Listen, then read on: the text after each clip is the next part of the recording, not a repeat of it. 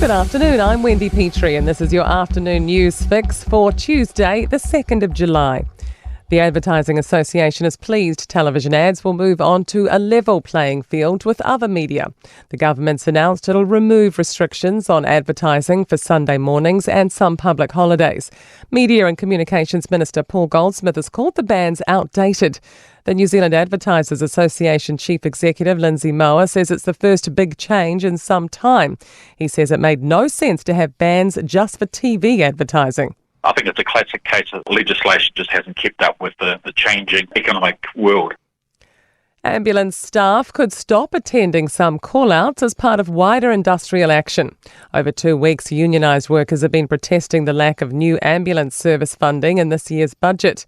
This Friday, 2,000 Ambulance Association members will ballot on upgrading action to include strikes and refusing to attend low-risk calls. NZAA Division Chair Mark Quinn says strong action is the only way to get a response from St John and the government. We've watched nurses go out on strike. We've watched junior doctors going on strike for a day. Our members are saying, well, why should we be any different? A former community housing leader says those providers are ready to collaborate with the government. Kāinga Ora Chief Executive Andrew McKenzie has resigned, saying the government's changes aren't what he signed up for. It comes after a scathing review of the organisation. Former Monte Cecilia Housing Trust CEO Bernie Smith says the last government stopped community housing providers buying houses from developers, but did it themselves. Time and time again, first home owners were locked out of the market because Kāinga Ora came along with a big chequebook. Dismay from France's centrist and left-leaning parties, with the right-wing National Rally leading the country's election. Marine Le Pen's anti-immigration and European Union skeptic party has a strong lead in polls for the snap election called by President Emmanuel Macron. The two-round elections wrap up next weekend. Correspondent Catherine Field says the huge left-wing bloc has a lot of votes and they're now forming alliances. But they've come together with Macron's party and they're now deciding which of their candidates will withdraw from the race.